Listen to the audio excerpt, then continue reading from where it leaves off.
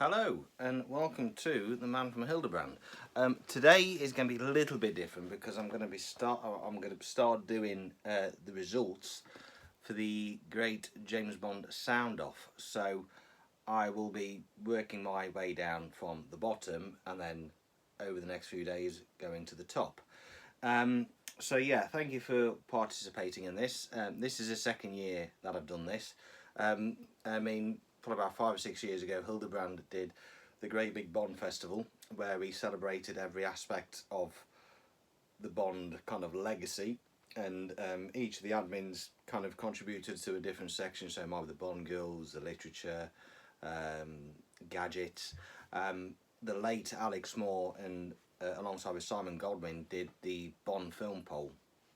So the members of Hildebrand kind of always voted what their favourite Bond film was, and that was always good fun because each year, all the films kind of, what came out at the top was always slightly different, and that kind of inspired me to do the James Bond sound off, which was to do a similar thing basically for the scores, because I feel that on this group the scores aren't really discussed. Even though there's other groups out there that specialise in the music, but obviously Hildebrand, it's everything Bond related. So yeah, this is the second year running. It's very interesting because what's come at number one is different to what came at number one last year. Some are still in the same place, but some have sort of either gone down or gone up drastically. So it's been kind of interesting to see.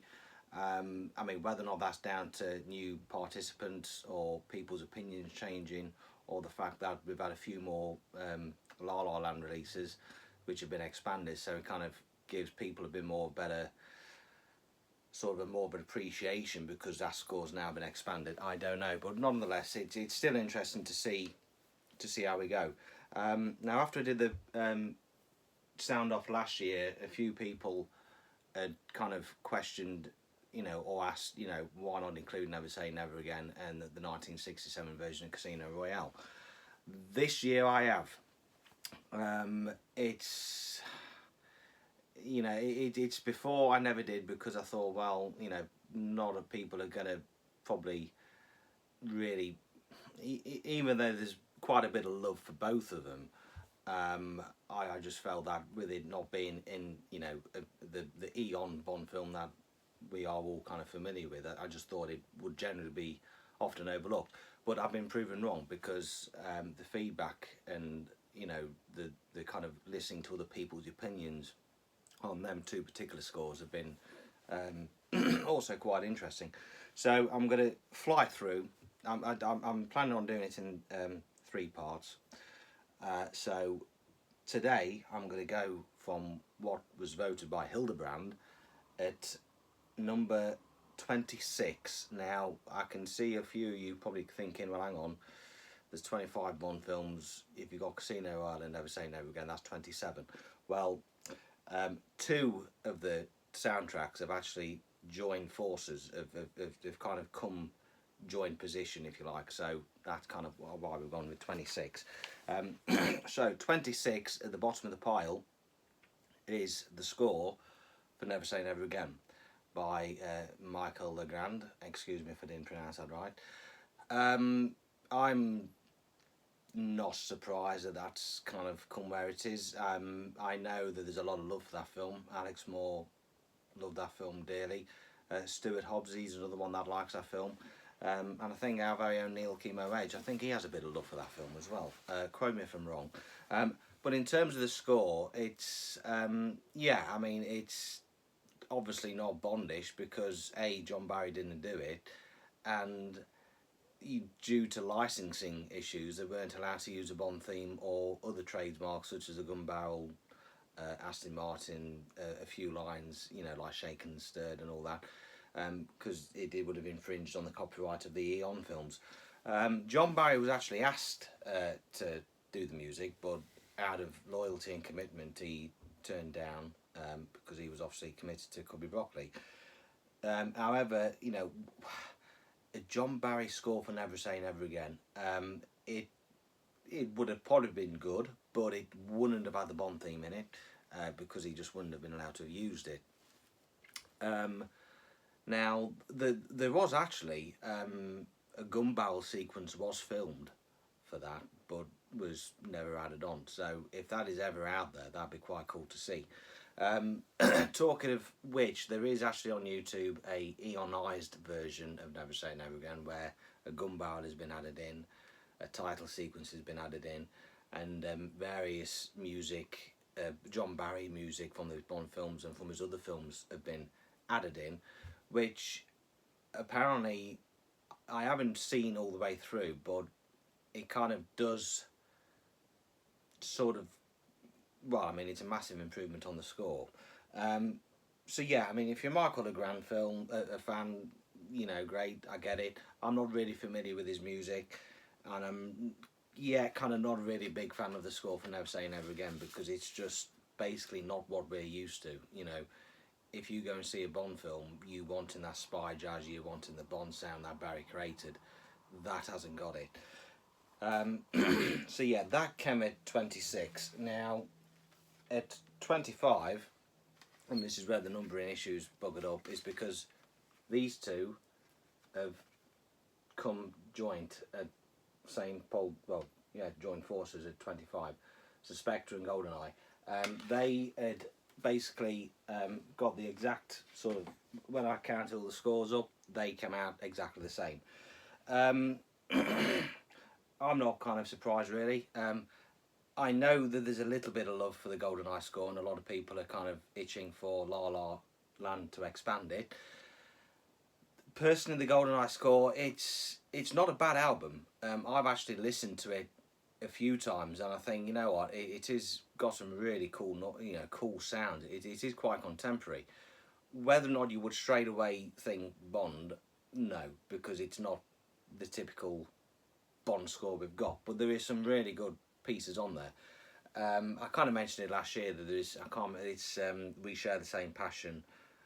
That's a good piece. That there's Run, Shoot and Jump. So there's quite a good few catchy action pieces on there, and some love themes on there. The only criticism we've got is that the music doesn't necessarily suit the scene that's being played in the film. But yeah, I mean, there's people out there who love it, and that's off. I don't hate it, I just don't think it's really appropriate for a Bond film. So yeah, GoldenEye's come at 25. Spectre, again, out of the two of the Thomas Newman scores, I find Skyfall, I prefer Skyfall. Spectre, there's just nothing original about it still. There's a lot of rehashes and repetitiveness which he stole from Skyfall. And my biggest gripe with it is that there's just not enough Bond theme in there. I don't know if he was scared of loyalties or what, but there was just not enough Bond theme in there. He was teasing us, but he just wasn't giving us enough of it. That's my only gripe with the soundtrack. 24 was Dr. No. Now, last year Spectre actually came bottom of the poll, with Dr. No behind, so it's kind of the same. Dr. No at 24. Again, I kind of get it. However, I do feel that album kind of is very doesn't really give the Dr. No soundtrack a good impression, because if you listen to the music that's in the film, there's actually some good pieces on there. You know, you've got plenty of Bond theme played in different various ways with orchestra.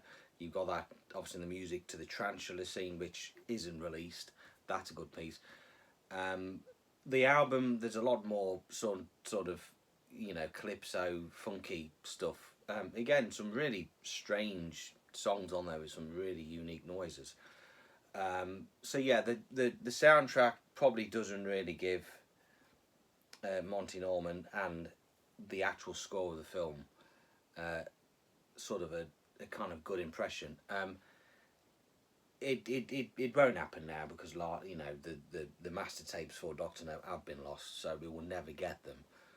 But if you watch the film and you listen to, even if you can isolate the soundtrack, I don't know.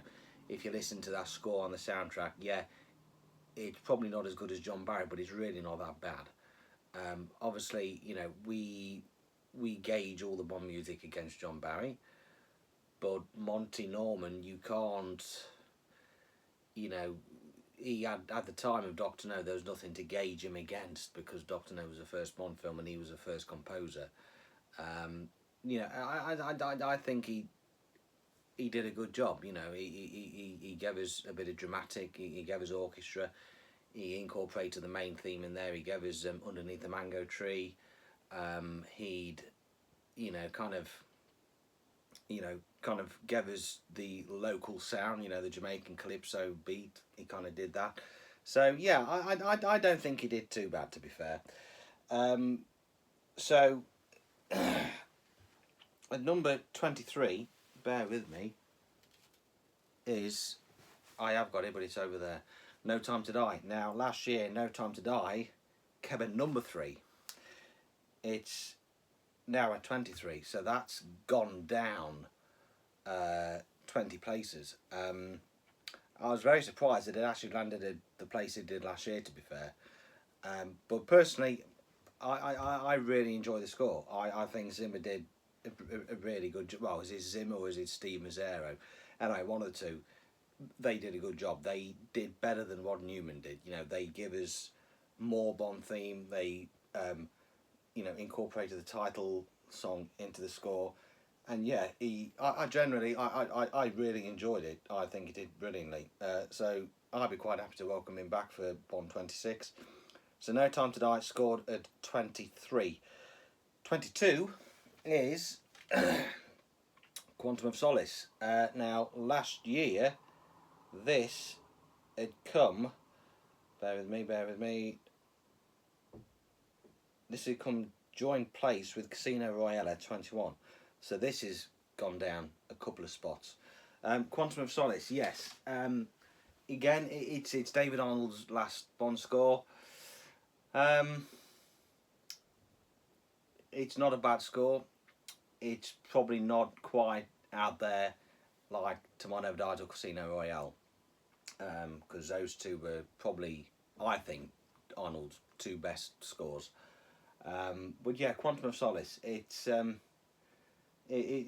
of interesting, really. It's, because Casino Royale was very orchestra, kind of orchestral, a little bit of techno tracks in there, or a little bit of, beats and stuff. But Casino Royale was a really solid, strong soundtrack. Quantum of Solace kind of went towards the, towards the electronic, a little bit more of the electronic side. They had a bit more electronic sound in there, which didn't necessarily, harm it. But yeah, no, Quantum of Solace. It's, I kind of get why it's there, and it probably is, well, obviously voted by Hildebrand the least favourite of the Arnold scores. So at 21 we come to the very first John Barry score of the poll, which is From Russia with Love. Last year this was in the top 10, so this has dropped down significantly. From Russia with Love, it's if I was to go and put a Bond soundtrack on, that probably wouldn't be the one I would necessarily go to. Again, I kind of feel that it's probably sort of forgotten about. A bit like Quantum of Solace is probably not the most go-to of the David Arnold soundtracks. From Russia with Love, it's, don't get me wrong, it's absolutely out there. I don't think there's a bad John Barry soundtrack ever. But in terms of, this was obviously John Barry's first Bond soundtrack. He was kind of still finding his feet, and he kind of found his feet pretty soon, because a year later he did Goldfinger, and that's where the old lot came together, and that's where the Bond sound was established in terms of, the heavy bass and the high brass. But yeah, From Russia with Love, it's still a good solid effort, but it's just interesting how it's massively dropped. Number 20 is The Spy Who Loved Me. Now this has actually gone up a few places, only by 2, or maybe by 1 or 2. last year it was at number 22. Now it's at number 20, so it's gone up a couple. Spy Love Me, yeah, it's again. I kind of feel if La La Land give us the proper version of that, people's views on that will change, because again, that's very much like Doctor No, whereas the presentation on the album soundtrack doesn't really do it any justice. It's a very bizarre soundtrack because it's not your standard soundtrack. For some reason, Marvin Hamlish recorded that soundtrack separately, so it kind of feels very much of the best of Marvin Hamlish in terms of instrumentals. You know, each track is totally individual, independent. Doesn't usually work how a normal movie soundtrack would work, because you know, movie soundtracks, you tend to have certain themes which are played throughout throughout the album, and it's repeated on several tracks, and you know, certain themes are played at different tempos, and you can just automatically make that connection. With that, you can't. So yeah, I kind of honestly feel that if La La Land come release at 2027, that'll go up in estimation. But I will talk about that a bit more on another podcast, on another YouTube. Number 20 is, oh sorry, no, number 19 is The Man with the Golden Gun. This is the La La Land expanded edition, and this is probably around the same position as it was last year.